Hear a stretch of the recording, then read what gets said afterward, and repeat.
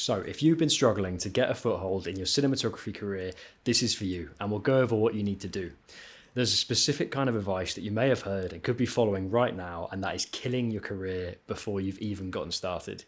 I'm not going to say who I heard this from, but it is really important that we nip this in the bud. You might have heard this from a lot of older people in our industry, and while it was true for them, it is poison now. It basically goes, if you want to one day be a cinematographer, you need to get used to making cups of tea. It's this idea that you have to pay your dues, that you start at the bottom as a runner, and in 10 years, if you work hard, you might get the chance to be a camera operator. Now, tell me if I'm wrong, but I think you'll learn far more about cinematography by just watching a few videos on YouTube and trying and failing yourself than fetching drinks for a producer who doesn't know your name.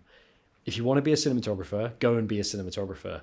All that word means is that you film a story in a considered way where the camera movement, composition and lighting is a conscious choice and helps to visually communicate the story. You will learn infinitely more from just filming and fucking up again and again and again, and each time looking at what you made and thinking, why wasn't that as good as it looked in my head?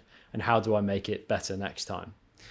In a sec, I'll share some advice on what you should do, and I swore I'd never be this guy, but if you can, leave a like, comment or subscribe. I would really appreciate it. So, Spielberg got his start by just hanging around Hollywood film sets, and you might be told you should do the same by all the people you admire. But the time that they built their career in is incomprehensibly different than the time we're in now, and what worked for them won't work for us. Production budgets are shrinking in both narrative and commercial, and those entry-level jobs just don't exist in the same way. You're much better off temporarily keeping your day job, whatever it is, and investing in building your cinematography career on the side until it's ready to be a full-time thing. If this is what you want, take this next year, create 4 well-considered personal projects that showcase all the skills you have and want to show.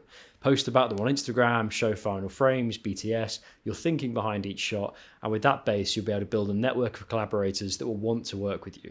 When an opportunity knocks, you'll be far more attractive as a cinematographer who's shot 4 films already than someone who stood in the vicinity of a cinematographer while they shot their films.